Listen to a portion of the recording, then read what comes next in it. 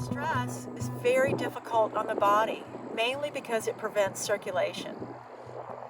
You want to restore your breath to a flow, and you want to move your body, because if we don't release the toxins in our body, then they build up and they start creating problems. We start having achy joints, headaches, maybe digestive problems. But with a little preventative maintenance of whenever you feel stressed, grab your Spiro and breathe and stretch. Whenever your joints are feeling achy from sitting all day, grab your Spiro and give a stretch. This little infinity sign that says breathing in and breathing out, because stress in the body creates a slowdown of the flow of energy.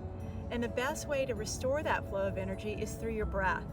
And like I keep saying, the name Spiro means breath, breathing in Latin.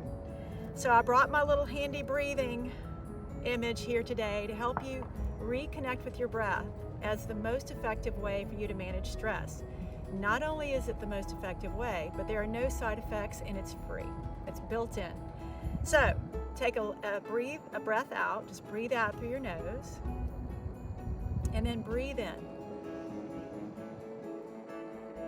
Fill all the alveoli in your lungs, exhale, breathing out through the nose. Breathing in, and breathing out. Feel yourself becoming very present and relaxed. Breathing in, relax your face, relax your shoulders. Breathing out, relax your heart, relax your tummy. So the next way to manage stress is to actually stretch the body.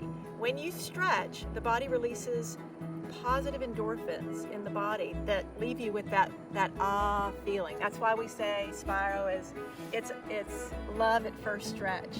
Okay, so you can just come onto your back, and I know this looks like every other day, but that's because these basic moves really help you relax. So keep your breath flowing, breathing in and breathing out, and then bring your knees to your chest, put the Spiro around your knees, and just begin to squeeze in and out with the intention to get everything into a flow. That's what's going to bring you relaxation, is flowing with your breath, flowing with your mind, and flowing with your body. All right, let's keep just the right knee in and rotate the hips. So I'm pushing out a little bit with my knee, and I'm pulling in with my hands to create some resistance.